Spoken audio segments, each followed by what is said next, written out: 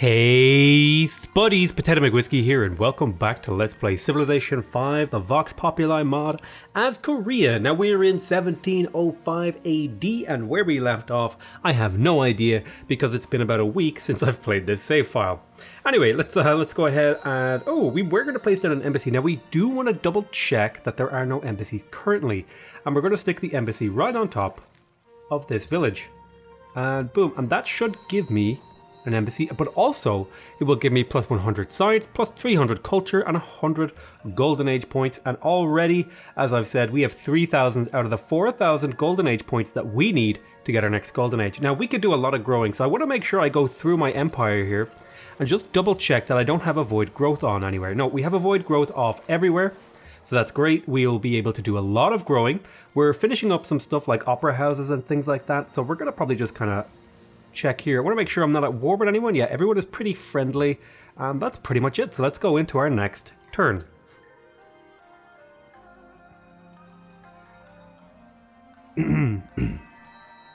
Okay, great. We just got a great scientist. Another great person. Also, I want to check here. Brussels has a pretty high opinion of me. Kiev is over 120. And all of these guys are over 120. Probably Ormus is next. I want to make sure. Who else would I be able to get underneath my umbrella? I'm thinking I would probably... Milan hates me, so that's probably not on the cards. But Manila is definitely a potential ally. So I'm going to probably have a look around here. Oh, looks like all my cities have finished their buildings, but they still have other things to work on. So let's see here. The builders of Manila are bedazzled by your monumental construction efforts. That's bedazzled, not bejazzled. Don't get those mixed up. Those are entirely different things. So let's see here. That would be Manila. Find on map. Okay, so they're actually only giving me the... Oh, they're giving me 7 food in my capital and 1 food in all my other cities. That's actually really good. My capital is already growing crazy strong. It's pretty much working all of these that it possibly could. I could even work some of these farms over here. I'm hoping that the next few growths will perhaps do that. I have a promotion available on this guy. Plus 2 experience for every turn embarked in enemy territory of a major civ. And I will go ahead and I'll do that, sure. Yep, I will be dropping a village here. So as you can see, if I could... Oh, I guess... Oh, sorry. I keep thinking it's like Civ 6 where the village pops up the first turn you do it. Great person born tourism. Birth of new citizens. And golden age points in Seoul. Now, let's see here. I think I want to find like a strong tile to drop this guy on. I think I've used up all my tundra and stuff like that to the effect that it can. So I'm tempted to maybe throw this down on a camp or something. I'm also tempted to maybe throw it down on a deer or perhaps even a strategic resource like the iron here. Like, what would this do? If I were to put this here, this would lose 2 production, but it would gain plus 1 food. Could I live with the minus 2 production? I think I can live with the minus 2 production. This city has plenty of production, so I'm going to throw it down on this tile on top of the iron. And there it is. And now this tile is 2 food, 3 production, 2 gold, and 9 science. Probably was a little bit of a mistake to throw them down here in the desert, but they did make the desert tiles better. I just, I'm not really able to work them yet.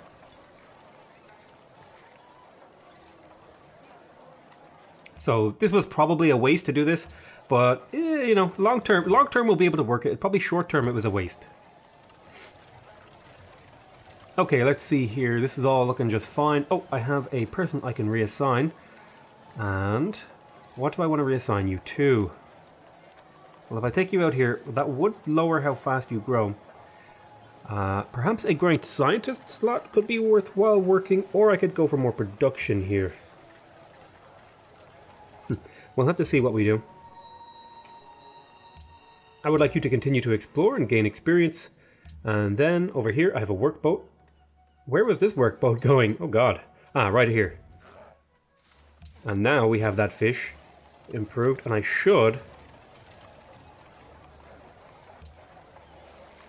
be able to encourage the city to work that tile. great person has been born, and we expended the great person, so we're even closer than we were before now. Oh my god, we're almost in another golden age. We're probably going to get it before the current golden age runs out. So let me check in here. I want to look at my great person list. 7 turns remaining on great diplomats. 42 turns on some of these great artists. Quite a few great engineers coming out quite slowly. Yeah, we've kind of hit now. We're hitting a bit of a... what do you call it? We're hitting a bit of a sort of stoppage point for great people, where we're not going to be getting many great people for a little bit of time until we sort out some of these things like these artist guilds and stuff like that. Okay, let's have a look here. Carthage has taken back its guarantee of protecting Milan. You've impressed Ormus with your civilization's tourism, so we just got some extra culture out of that. Rogue agents in Ragusa indicate Napoleon is currently quite vulnerable to espionage. If you complete one espionage action, you will be greatly rewarded. Do I have a spare spy? No, I think I need to defend Seoul, because Seoul has such a huge potential. I would like to do that, though. Okay, so the effects of the market day in Busan has worn off. Now, let's see. Are there any unimproved tiles that I could work? Probably over here is worth dropping a farm. And we will run over there to do us. Oh, I haven't got a camp here. Whoops. Let's see here. So I've been dropping farms because I do have the cathedral building for this Islam religion. Is it the cathedral? I can't remember what building it is. Yeah, it is the cathedral because it gives farms +1 gold and +1 production, which makes farms really, really good, actually. So if we look in here, you can see the farms become pretty incredible, to the point where I'm considering dropping a farm here instead and just having this city grow like the clappers. Okay, I'm going to make sure I lock in some of these tiles. In particular, I will lock these in.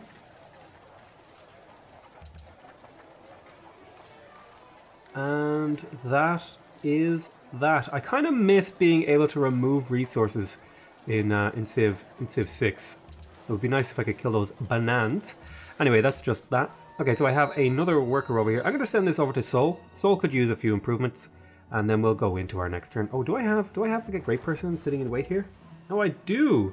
It's because I don't have anywhere for the great work of music to go.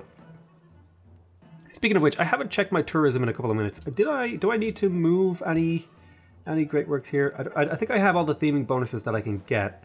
This will be maximize great works with different eras and different civilizations. Do I have enough writings? Let me see if I can move these writings down. No, I need another great writer, and then I'd be able to swap and do some stuff to try and get that. So let's go on. I mean, I could bulb this. Oh wait, I could create a great work. Oh right, we finished the Opera House. Excellent. And that's another bulbed great person, which is going to mean, oh my god, we're at 3,300 out of 4,200 points that we need. About to finish a temple here in Daegu. An artist guild's just got done here in Seoul. And it's really important to me that I start working that. So what would I possibly... Oh. If I work that... Oh, okay, so it appears in both the lists. But yeah, I want to start working the great artist thing because that's going to be pretty important for me. I don't mind deworking a couple of these lesser tiles. And, oh, a musician's guild as well. That's going to be hard to work. Okay, you finished your lighthouse, which is really, really good because that's going to improve your fishing tiles. I would also perhaps like to look at some of what I could get here. This city does have a little bit lower production, so it may be worth it to get a harbour. I think a forge could make sense here. I would get it in 2 turns, and it would open up engineer slots. In particular, it would give me mines nearby +1 production, although there aren't many mines here anyway. So it may be better to go for something like... it would give me the potential to get production from working it. But really it seems like this city just needs to grow in order to get more production. So do I have any growth buildings left? Is probably a more useful question. And I think I have all of the growth buildings that I can get. Let's see here. Nearby horses. sheep, and cattle. I do have some horses here, and that would make those horses better. Probably workably better. The arena would give my barracks and armory and forges more production. So I'll tell you what I'm going to do. I'm going to go ahead. I'm going to grab the arena. I'm going to grab the forge. Oh, I want to add to the queue. Sorry. Show queue. Add to queue. I want to get the arena and the armory, and I want to get them in the order of the arena, forge, and armory, in that order. And that should boost the production of Jeonju to where it can, you know, keep up being competitive into the late game. I want to get another village down over here, and so that's what I will do. I also want to get a camp here, so I'm going to drop the food camp. I'm going to go into my next turn.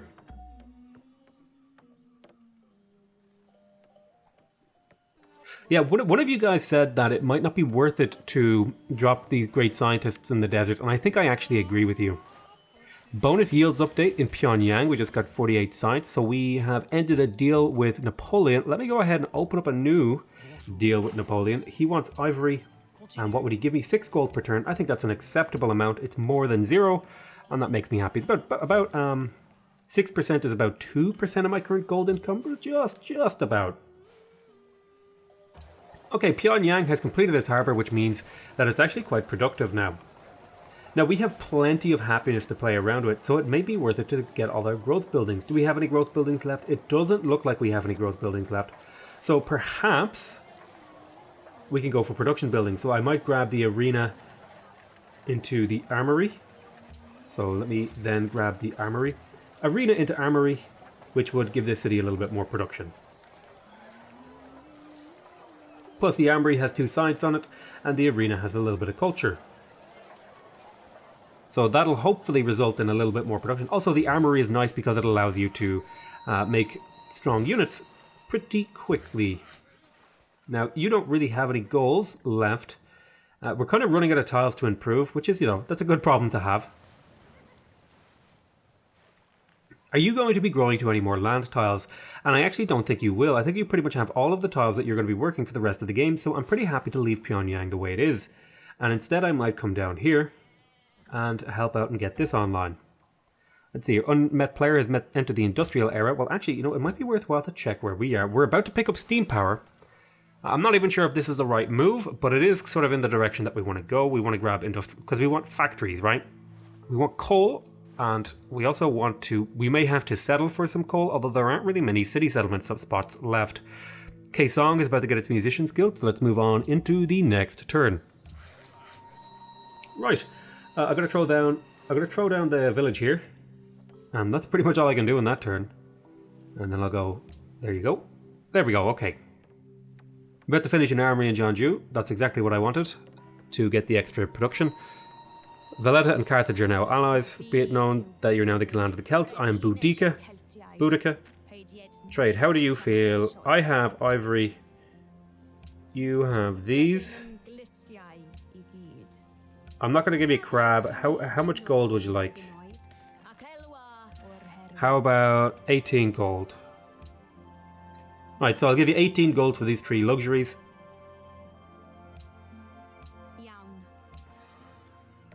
Oh, the World Congress has been founded.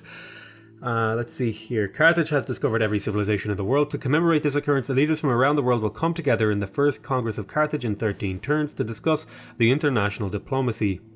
As civilizations advance into later eras, this Congress will change and new hosts may be chosen. So I think we have now met everyone in the world. Yeah, there we go. I'm going to try and exchange an embassy with this guys, actually. Okay, so now we can see each other's capitals. Although I'm pretty sure that might have been a thing already. So Boudica is in pretty good shape to probably win the game. We'll see. I don't know how good her science is. Let's go check the old demographics. So Carthage is a little bit ahead of me in literacy. I have better approval and I have better crop yield. And I think I'm doing okay. I have a really weak army. I do need to build a little bit of army to try and stay on top of things. Although Greece got absolutely poop stomped. So Kaesong is ready for a new construction project. We just finished the Musicians Guild. We are definitely going to want to work the Musicians Guild. That's really, really important because we need to be generating great musicians pretty quickly. More great people generation is always good. I'm going to lock in some of these tiles that I regard as good. Just make sure I'm locking in the important tiles, and then these sorts of tiles are not so important.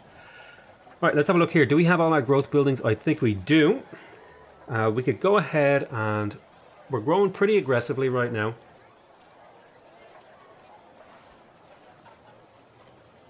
Okay, so this city is generating a lot of problems.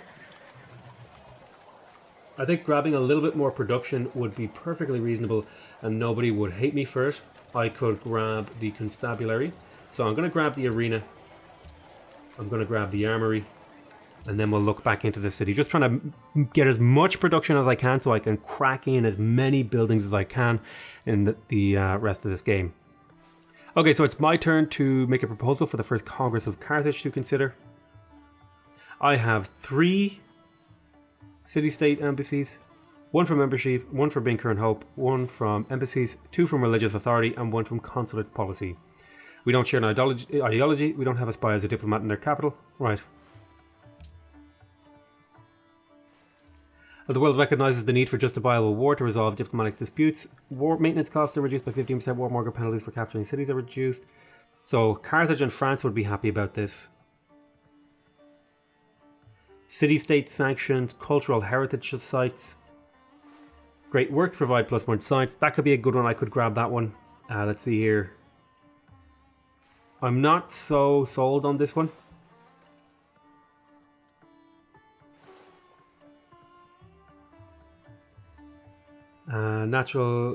Each natural wonder provides +2 yields to all yields when worked. Scholars and residents. Treasure fleet.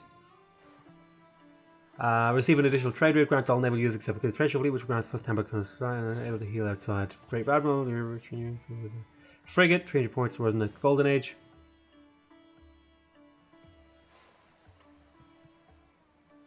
I'm gonna go ahead and I'm gonna take something like the cultural heritage sites. That seems like a perfectly reasonable proposal. I mean, it doesn't seem like, you know, none of these things really bother me. So I think cultural heritage site could be a pretty good one. So I'm going to commit to that proposal. That's a little bit of culture and extra stuff.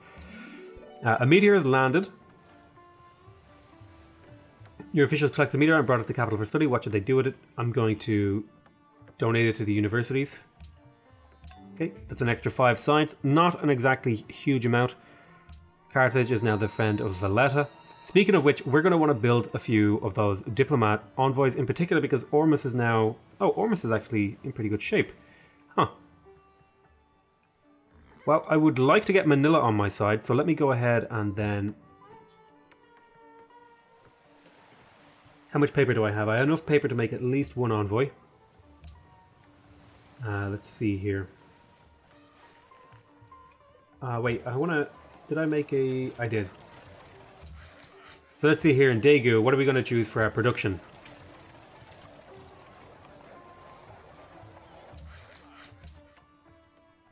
We just finished an amphitheater, which provides us with a little bit of science, culture, and stuff like that.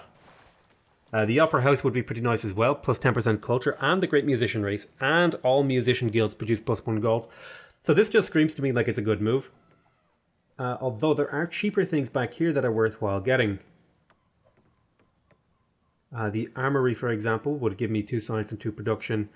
Let's see, what's holding it back? I think grabbing the castle makes sense there. Okay, so here we go, guys. This is going to be a hard choice to make. Now, in order to unlock our ideology, we have to... It becomes available if you're in the atomic era or have unlocked 18 policies and have advanced to at least the industrial era, whichever comes first. So we have to unlock 6 more policies. It's probably more likely that we're going to make it to the atomic era, although, you know, you never know. So let's see here. Industry provides bonuses to the empires focused on gold and production. Plus 15 gold every time you construct a building, scales with era, minus 5% gold needed for purchases. That's when we adopt industry, and each industry policy will reduce our need for gold for purchasing by 5%. This would unlock Broadway and give us +1 happiness for every owned luxury, and specialist gain +2 production. This definitely seems like it has potential for my empire, already just looking at this, to unlock it completely. Let's have a look here. +2 production and +1 gold from windmills, workshops and factories, and gold investments reduce their production cost by an additional 10%. This seems like it could be very good for me already. +5 gold from international trade routes. I believe I have some international trade routes, and poverty threshold reduced by 20% in all cities. I think that means it's less easy to be poor. Great merchants are earned 25% faster, and +1 gold and +1 production from every mine, quarry and lumber mill. This seems like it would also be another really great one. +2 science and +2 culture from every customs house, bank and stock exchange. That seems pretty damn good. You receive 2 additional trade routes, and yields from internal trade routes are increased by 33%. Okay, so definitely industry has a lot of potential for my empire. How about imperialism?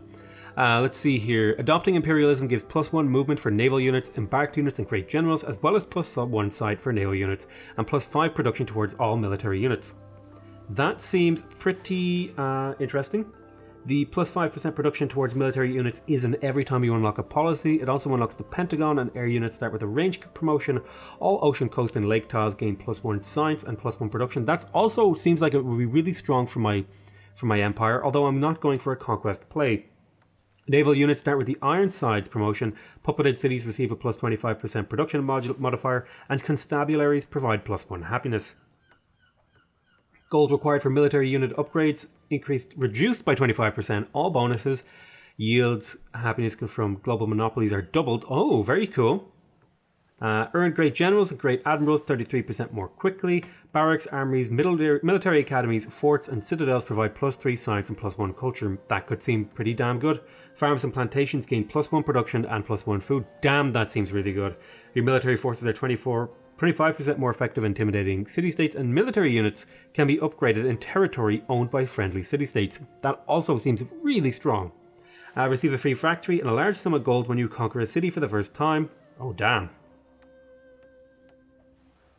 Okay, so I think industry sort of suits my empire better than imperialism. So how does rationalism fit into things? Well, I think I was going for a scientific victory, so this might be the thing I want to get.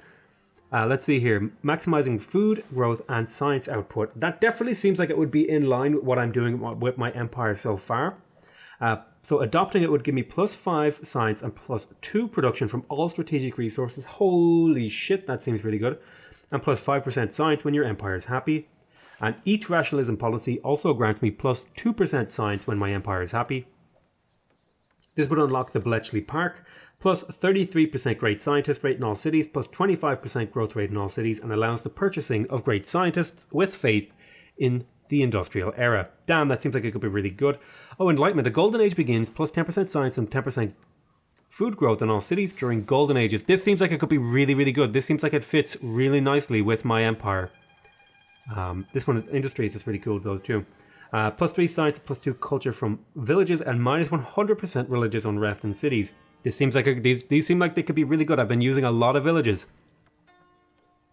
Allows for the construction of observatories in all cities, and +25% yields when you expend great scientists or great engineers for an instant yield boost. Foreign spies are 25% less effective in all owned cities. Base science penalty for a non-puppeted city reduced by 3%, minimum of 1%. Wow. And +1 science and +1 gold from every specialist.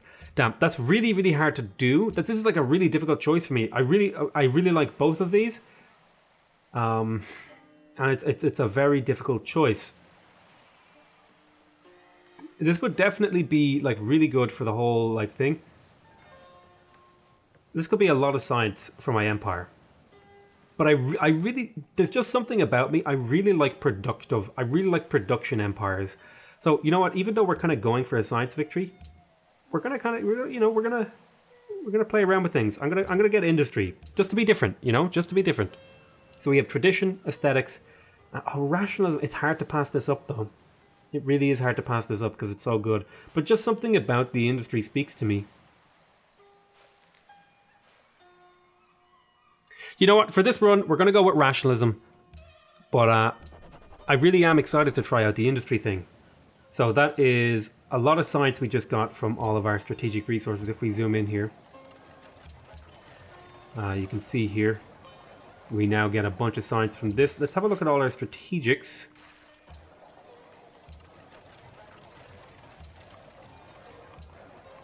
I might dework the market here. just to get that little bit of growth. But look at this tile now.